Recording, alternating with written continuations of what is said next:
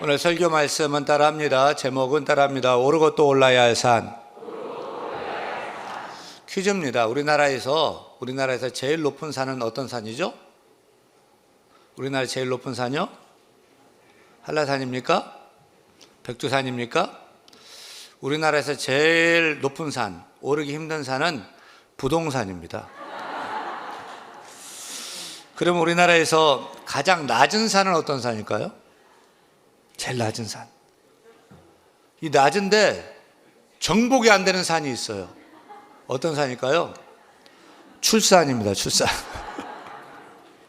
그래, 저출산이라고 그래요. 저출산. 여러분, 우리가 오래야 할 산은 이 땅에 우뚝 솟아있는 북한산, 도봉산, 한라산, 설악산, 지리산만이 아닙니다. 우리는 눈에 보이지 않는 산도 오르고 또 올라야 됩니다.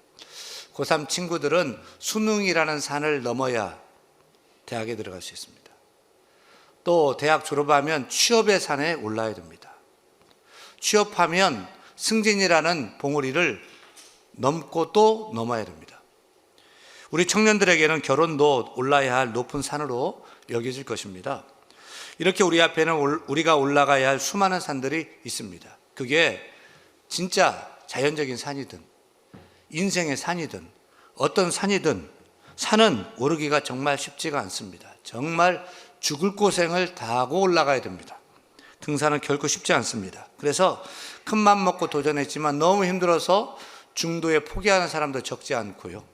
한번 산에 올라갔다가 나는 더 이상 안 올라가, 산에 안 갈래, 이렇게 하는 것은 산이 그만큼 오르기 쉽지 않기 때문일 것입니다. 하지만 끝까지 참고 견디며 마침내 산꼭대기 정상에 오른 그 쾌감은 말로 다 표현할 수가 없죠.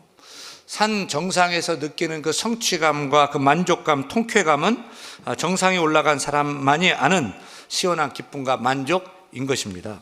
어차피 내려올 것을 죽을 고생하며 왜 올라가? 뭐 이런 소리를 하는데 그것은 산꼭대기에 오른 그 기쁨을 몰라서 하는 소리인 것입니다. 지구상에서 가장 높다는 히말라야 산맥의 해발 8,000m가 넘는 안나푸르나 정상을 올랐다가 동상으로 10손가락을 다 잃고요. 발가락도 몇 개를 잃었던 모리스 에르조그라는 산악인이 이렇게 말했습니다. 그 산이야말로 우리가 남은 생애를 다 바쳐 올라갈 만한 보물이었다. 아이러니하죠? 올라갈 때 어렵고 고생이 클수록 높은 산의 그 정복은 더 큰 기쁨과 더 큰 성취감을 주는 것 같습니다.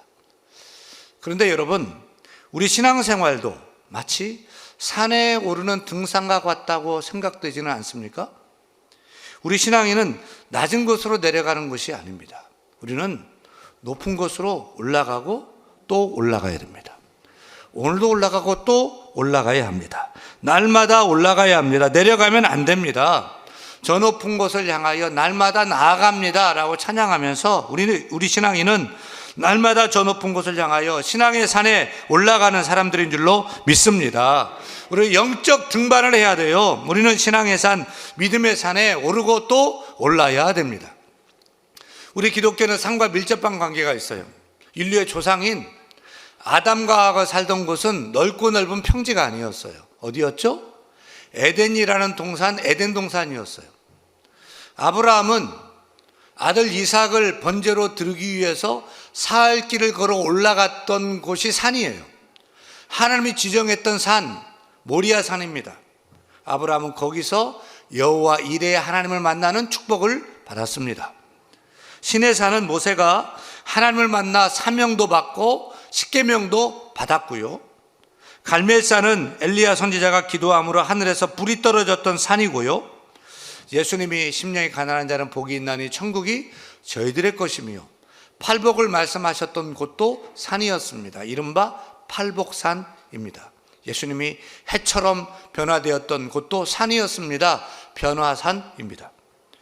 또 주님은 기도하러 산에 올라가곤 하셨는데 대표적으로 감람산입니다. 또 주님은 우리 죄를 대신 지시고 십자가를 지심으로 우리를 죄에서 자유케 하고 죽음에서 생명으로 구원하신 곳도 산입니다. 갈보리산입니다. 그래서 우리는 갈보리산 위에 십자가 섰으니 주가 고난을 당한 살펴보라 이렇게 찬양하지 않습니까? 성경 유대한 인물들은 대부분 산을 좋아했던 산행의 사람들이었어요. 하나님도 산을 좋아하셨어요. 예수님도 산을 좋아하셨어요. 그래서 산으로 불렀어요. 거기서 만나 주셨어요. 주의 영광을 보여주셨어요. 산에서 말씀하셨고요, 산에서 회복시켜 주셨고요, 산에서 힘을 주셨고 능력을 주셨고요, 산에서 우리 죄를 씻어 주셨어요.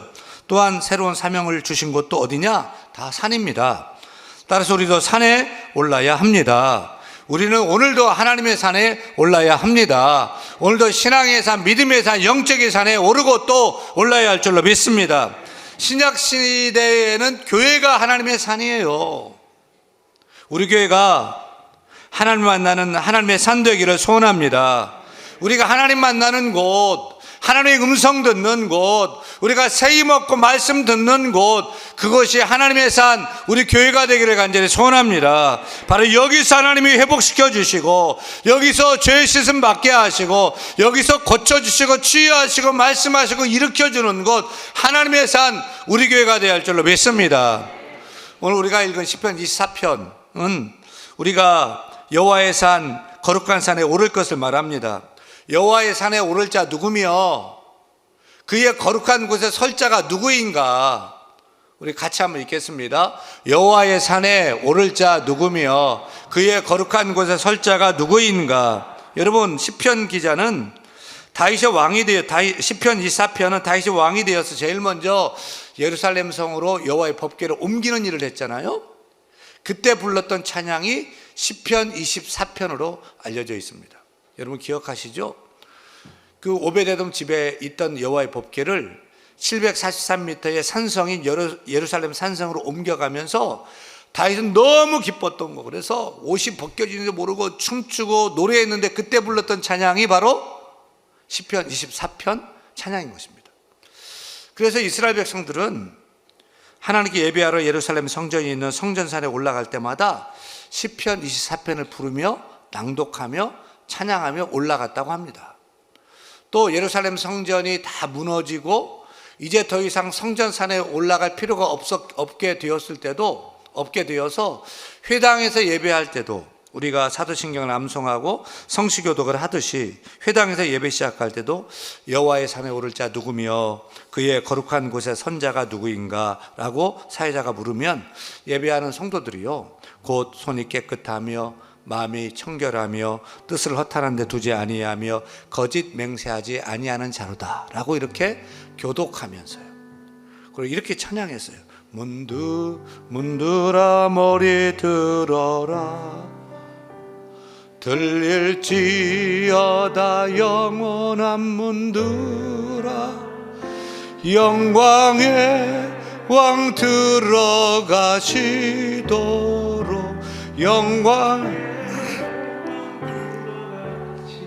영광의 왕 되시니요, 영광의 왕이시 강하고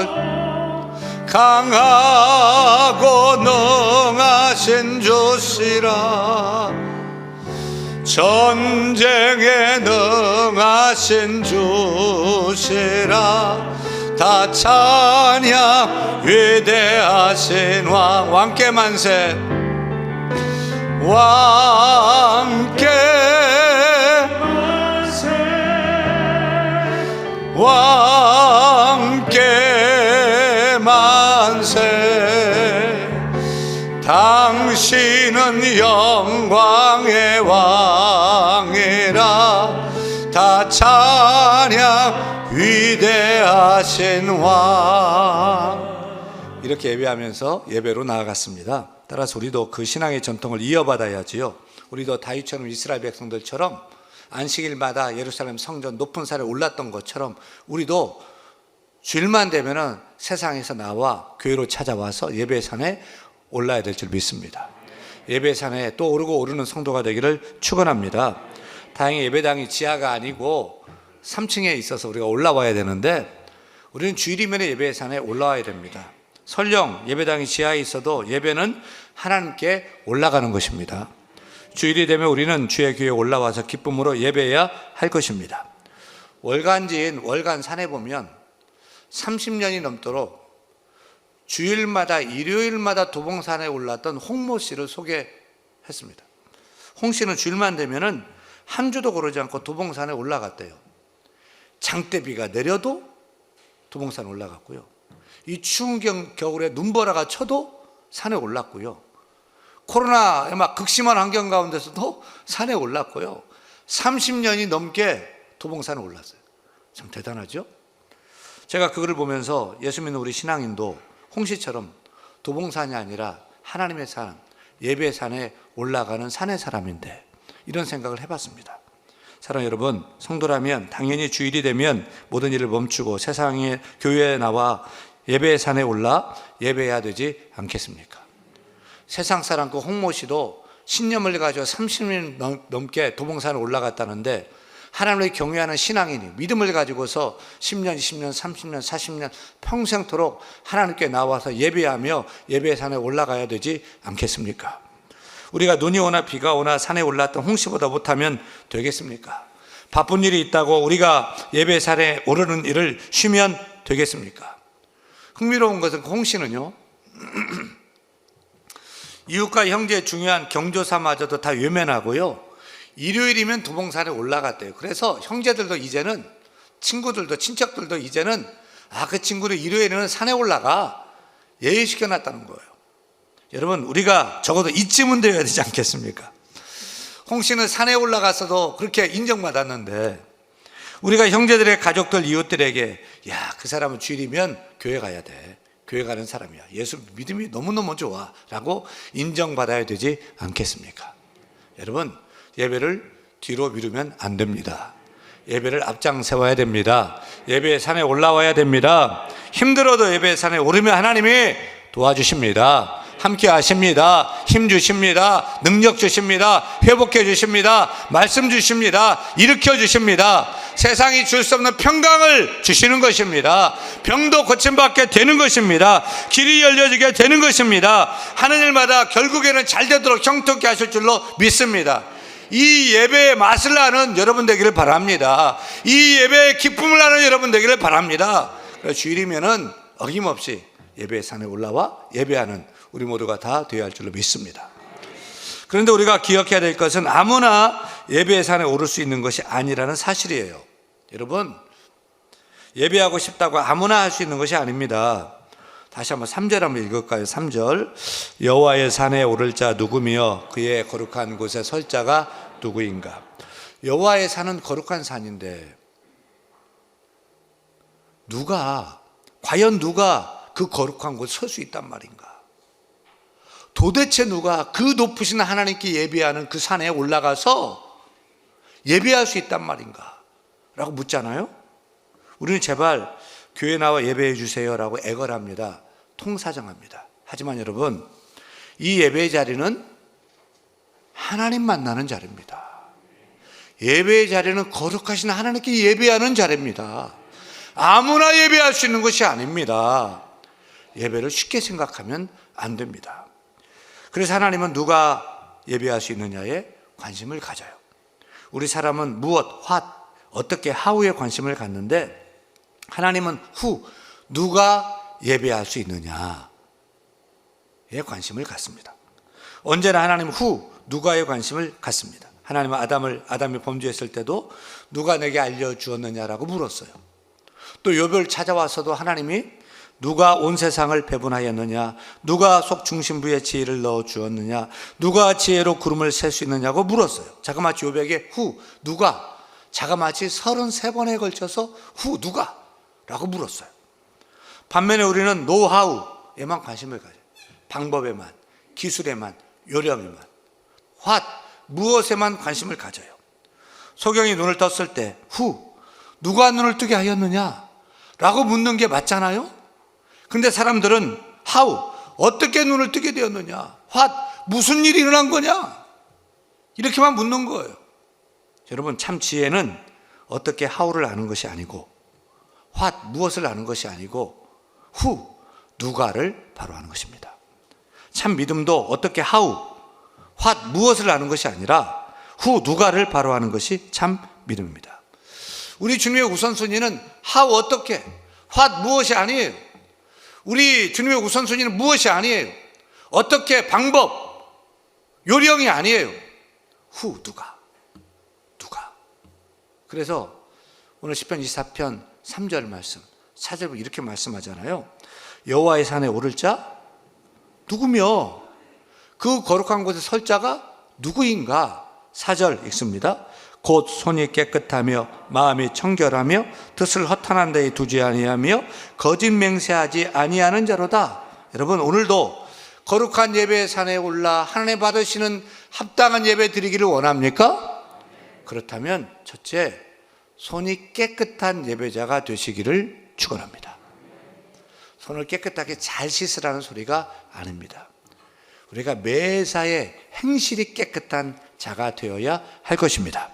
둘째, 마음이 청결한 예배자가 되시기를 바랍니다.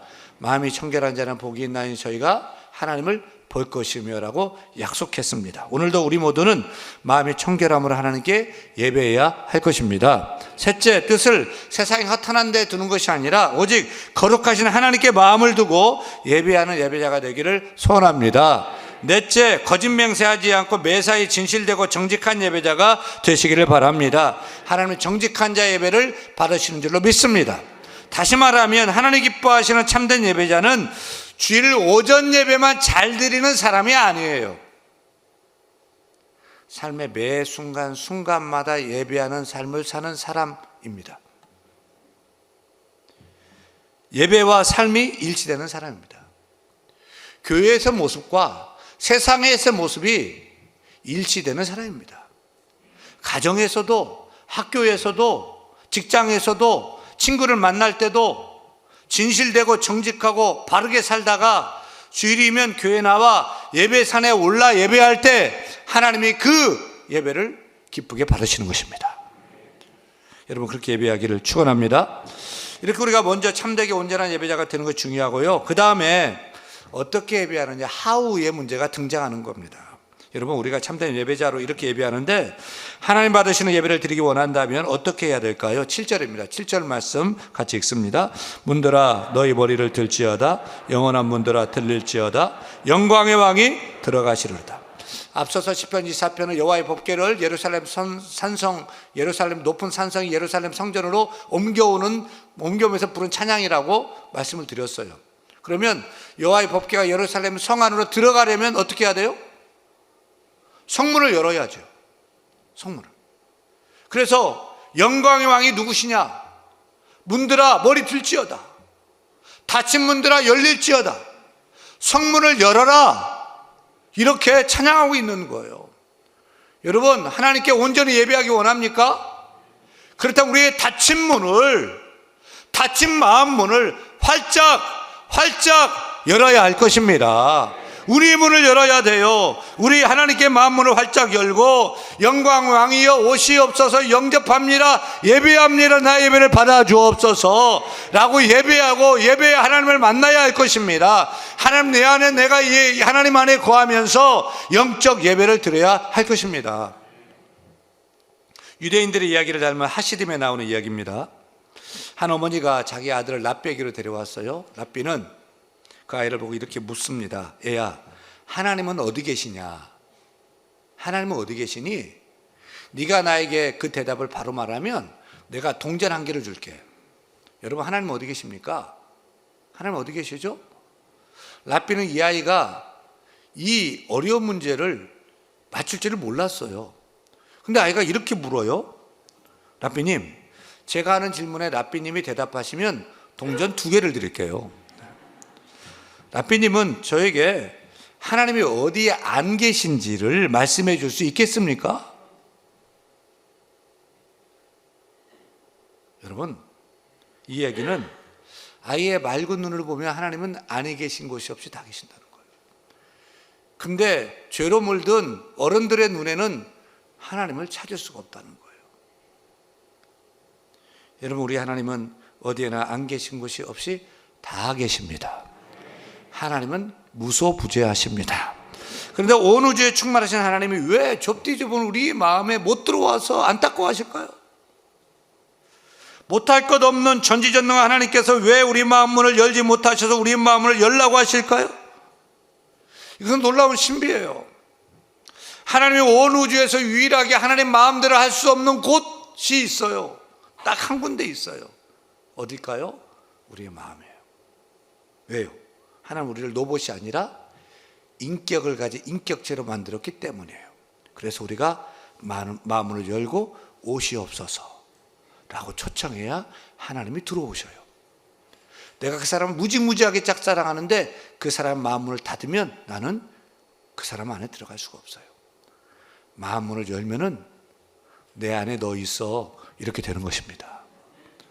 우리가 마음문을 닫으면 하나님도 못 들어오십니다. 그래서 요한계시 3장 20절에 보면 라오디게아 교회를 이렇게 책망하죠. 왜 책망합니까? 볼지어다 내가 문 밖에 서서 두드리노니 누구든지 내 음성을 듣고 문을 열면 내가 들어가 그로 더불어 먹고 그는 나로 더불어 마시리라. 왜 주께서 문을 두드리면서 문을 열라고 하십니까? 라오디게아 교회는 주님을 문 밖에 세워두었다는 거예요. 이렇게 다 모여서 예배도 했을 거예요. 뜨겁게 하나님을 찬양하며 예배했을 거예요. 그런데 문제는 주님을 모시지 않는 예배를 드렸던 거예요. 예수님 없는 예배, 하나님 없는 예배, 하나님 없는 신앙생활을 했던 거예요. 그러면서 예배하는 척, 믿음 좋은 척 하면서 신앙생활을 했어요. 그런 그들을 보면서, 그 교회를 보면서 내가 토하여 내치리라 책망한 거예요. 비상하다는 거예요. 우리가 그렇게 예배하면 안 되지 않겠습니까? 예배 드리는데 믿음으로 산다고 하는데 하나님이 없어요. 예수님 없는 예배 드리면 되겠습니까? 우리가 예배의 산에 올라서 우리가 반드시 정복해야 될 최고의 봉우리는 하나님을 만나는 거예요. 주의 영광을 보는 거예요. 우리는 거기까지 올라가야 되는 거예요. 한 번을 예배도 하나님 만나는 예배를 드려야 돼요. 하나님 영광을 비없는 예배, 내 인생을 향한 하나님의 말씀을 듣는 그 예배를 드려야 할 것입니다.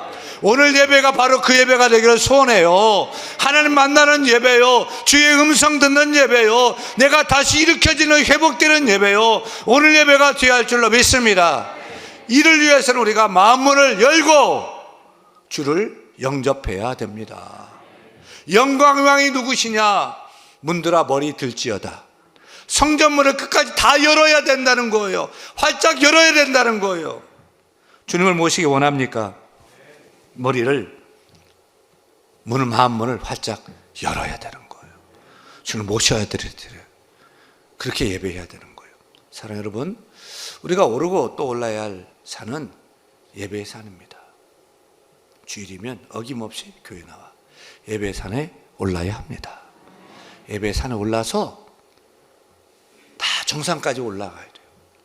하나님 만나고요, 하나님 말씀 듣고요, 하나님의 얼굴 배웠고요, 우리 영이 회복되고요, 성령 은혜로 충만하고요, 용기 얻고요, 세상을 나가 승리할 수 있는 힘을 얻는 그 예배가 되어야 할 줄로 믿습니다. 그렇게 예배한 우리 모두가 다 될 수 있기를 간절히 축원합니다.